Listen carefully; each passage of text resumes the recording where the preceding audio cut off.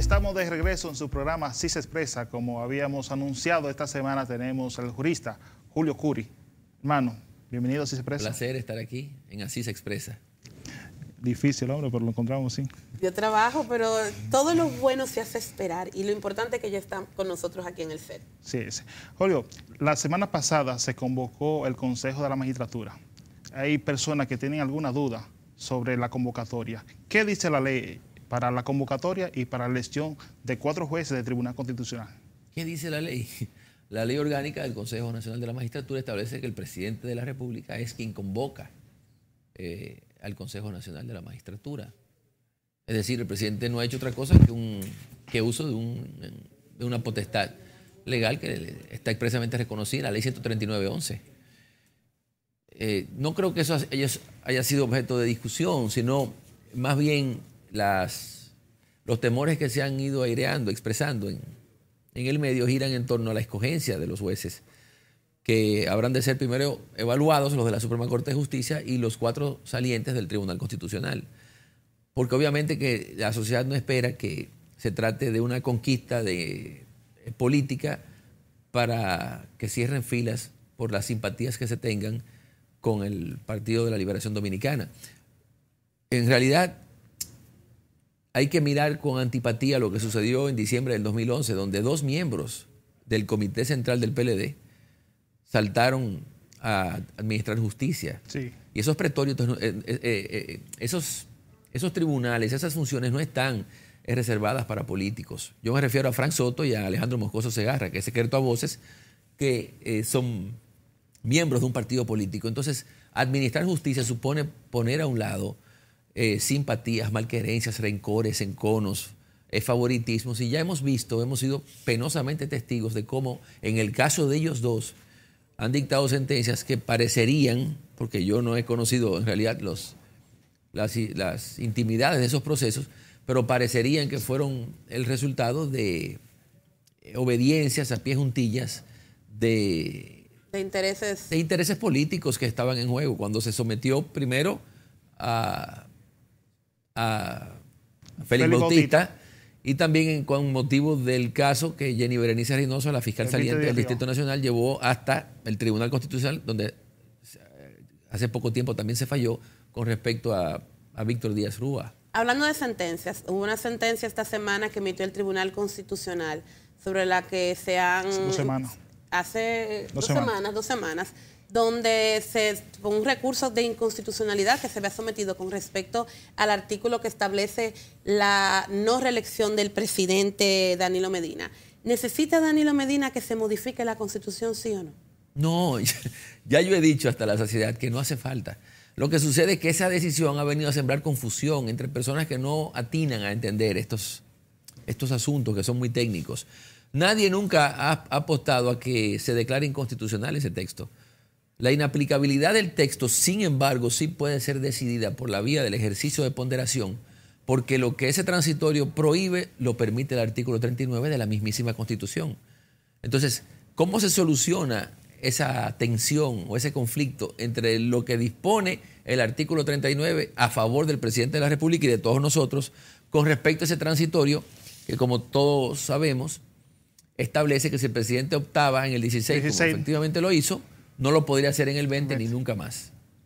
Entonces resulta que para que una disposición legal del orden que sea pueda surtir válidos efectos es necesario que pase por el tamiz del derecho de igualdad, que la disposición no discrimine negativamente a una persona, porque puede establecer una discriminación siempre y cuando sea positiva, que son cosas distintas a la negativa.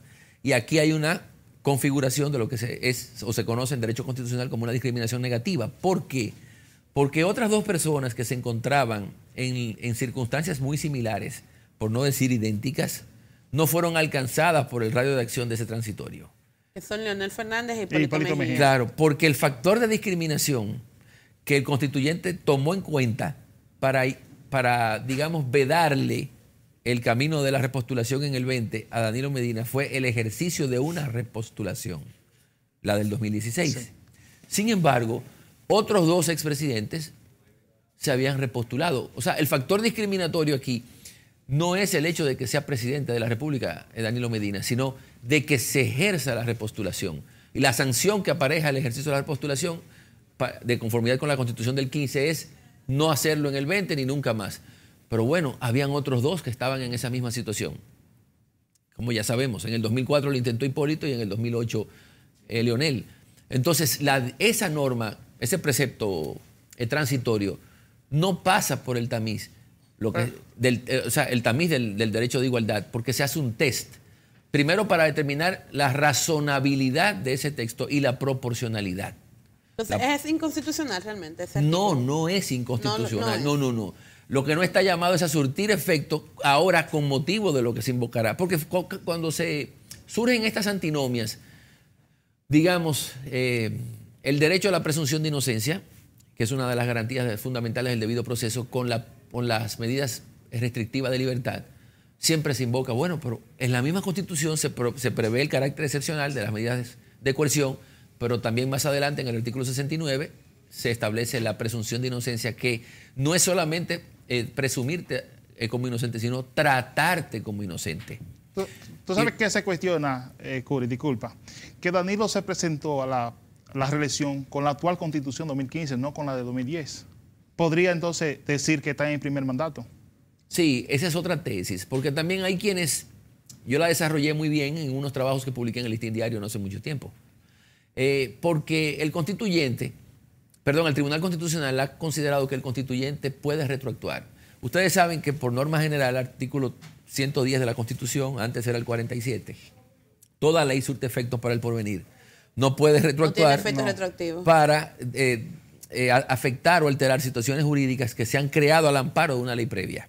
Entonces, de acuerdo con la Constitución del 2010, Danilo Medina recibió un mandato de 4 años por la expresión del voto popular. Sí, popular. Esa situación ya se había configurado y lo que el constituyente del 2015 hizo fue traerla para incluirla en la contabilidad de los 2 periodos consecutivos, o sea que en la Constitución del 15 lo había habilitado.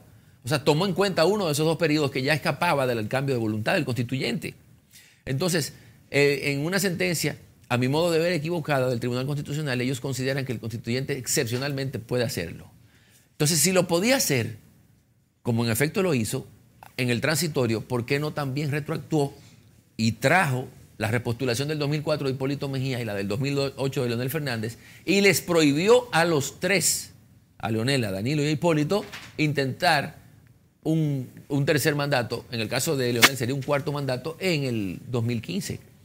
Entonces ahí hay una discriminación negativa en desmedro de uno de los 3 que se encontraban en la misma situación fáctica. Ok, cambiando de tema entonces. Es un tema de debatir. ¿Pero por qué? Porque ahora viene el Tribunal Superior Electoral. Perdón, pero bueno, no terminé la idea. Es que el Tribunal Constitucional, al considerar lo propio, no quiere decir que más adelante, con motivo de otro asunto, cambie de precedente. Porque la doctrina del Tribunal Constitucional se varía permanentemente porque sí, las interpretaciones no son permanentes o estáticas. Lo ha hecho muchas veces, lo ha hecho, por ejemplo, con relación al quién se beneficia de las 30 en las acciones de amparo, cómo se calculan los plazos para recurrir en revisión constitucional, si días hábiles o días francos. O sea, el Constitucional, el tribunal, ha ido modificando sus propios criterios. Y yo pregunto, ¿y qué descarta? Que en lo adelante, tal vez cuando esto llegue a conocimiento de ellos no digan que el constituyente no puede retroactuar.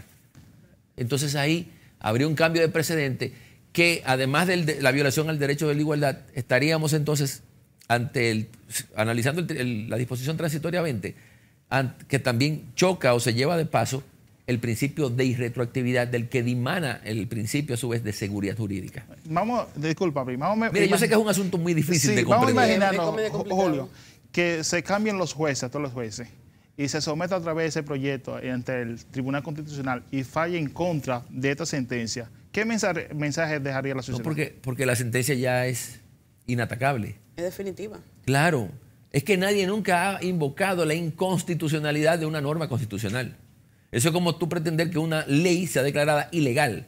La ley puede ser declarada inconstitucional porque está en el vértice, en la cima de la pirámide jerárquica de las normas legales.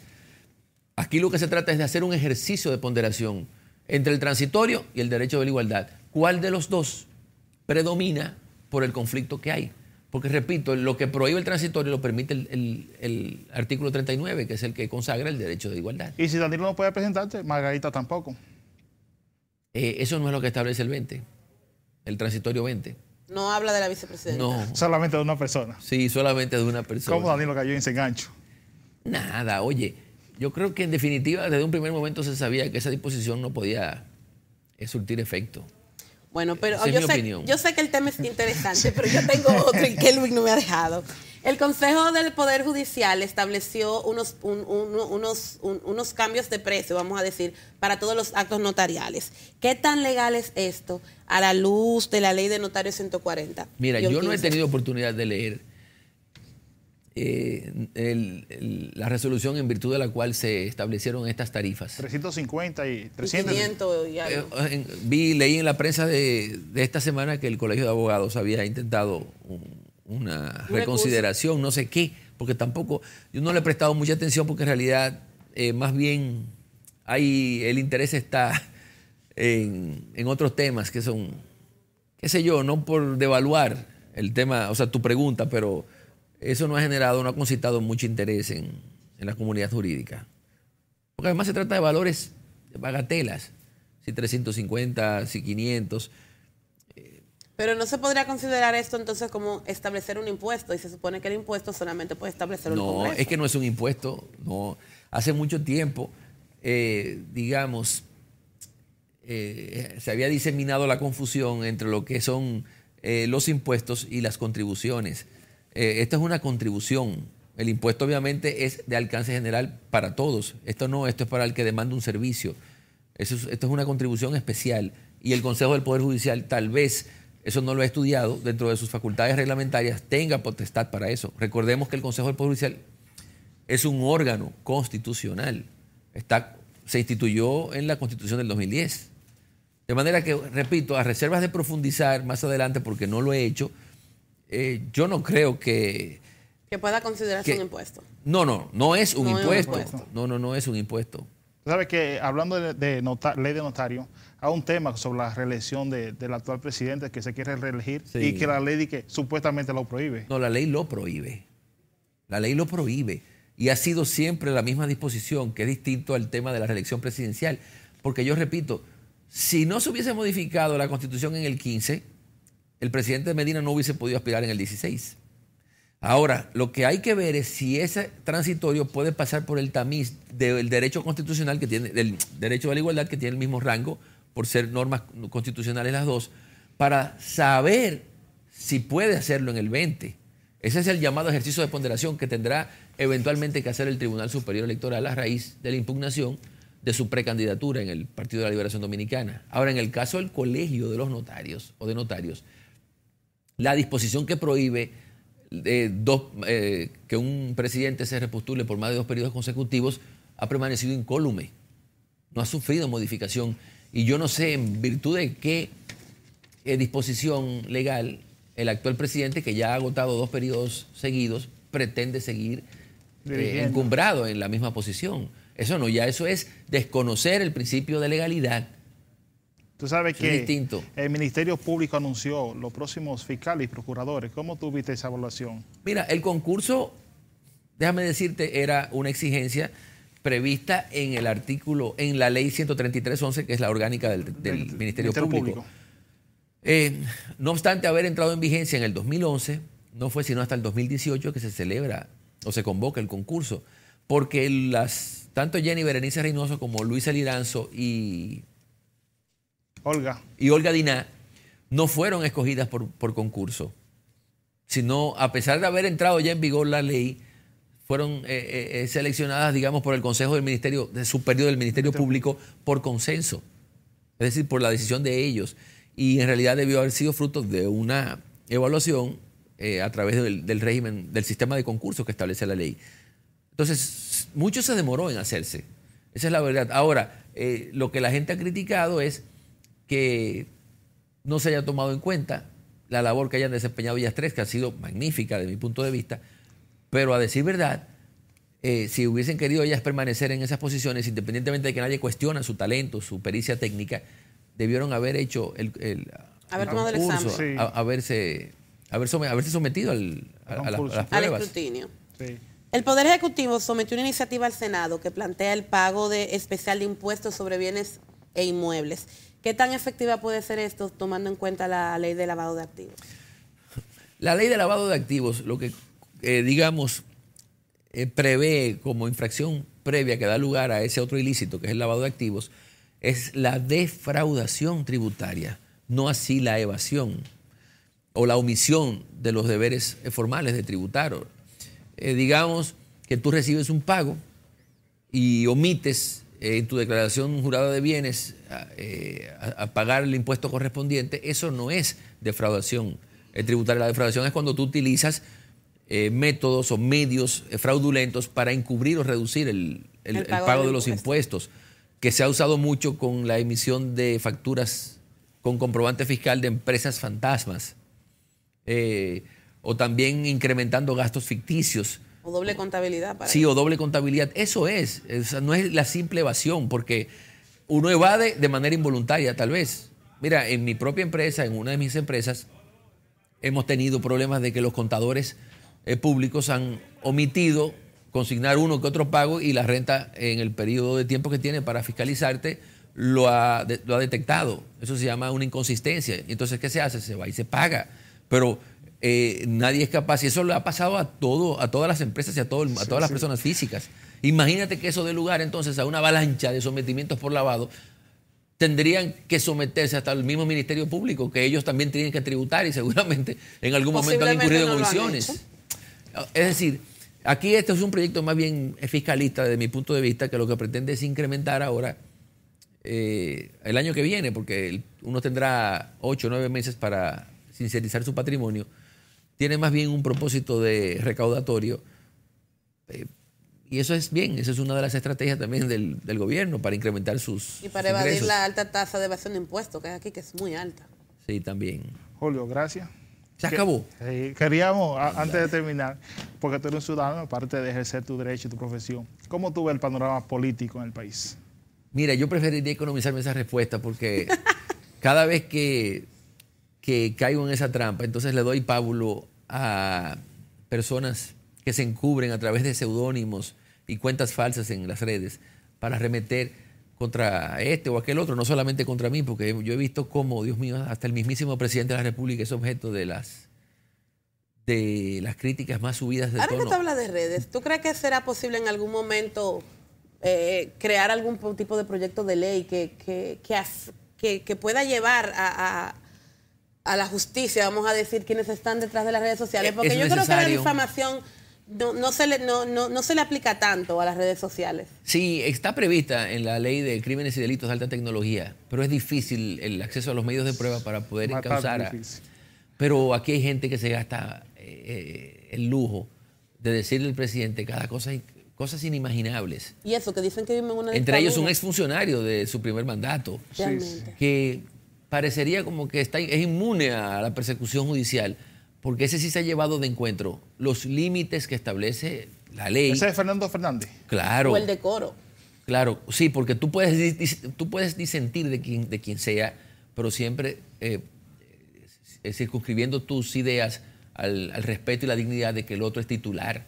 Bueno, el presidente pero aquí Medina ha habido una francachela hizo hasta una asombrosa. broma en la entrevista que hizo con Yana, cuando hablaba de funcionarios que se ponen felices cuando lo nombran, pero cuando lo dejan de nombrar, cuando lo sacan del cargo, entonces es su peor enemigo. Sí, ese es un infeliz que resuma por los poros el enojo, el encono que le produjo haber salido del Oye, ¿tú banco. estás diciendo que Fernando Fernández es un infeliz? Él es un individuo infeliz. Infeliz porque mientras él estuvo en la dirección de aduanas, nunca habló del presidente Medina en esos términos. Y si hubiese estado designado en cualquier otra posición, yo dudo mucho que lo estuviese haciendo. Claro. De manera que es una persona que debe tener tal vez problemas de orden psicológico. Y hay que entenderla, señores. Por eso el presidente dijo en la entrevista de Yadna que él se asombra de ver cómo personas, cómo el nivel de ingratitud sube de punto en la medida en que son separados de las posiciones aquellos que entonces durante el tiempo que se desempeña como funcionarios, les juran lealtad y... Por cierto, Julio, hay algunos leonelistas que te entran fuerte en las redes sociales. ¿Y tú crees que a mí me importa eso?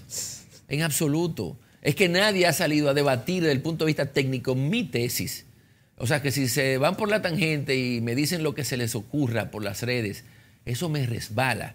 Todo lo contrario, me fortalece porque significa que mi tesis no tiene respuesta desde el punto de vista constitucional. Bueno, señor, está muy interesante el tema. Yo creo que lo vamos a tener que volver a invitar. La Tebaida lírica de Joaquín Balaguer, para que entiendas por qué yo vivo publicando la parte infine, cuando él decía que él gozaba molestando y oyendo a los borricos rebuznar. Yo, en mi caso, gozo bloqueando a los que me insultan. Y gozo porque luego veo cómo ellos expresan sus inconformidades. Julio, gracias por acompañarnos. Cómo no, gracias a ustedes por la entrevista. Vamos a unos comerciales y enseguida volvemos con su programa Así se expresa.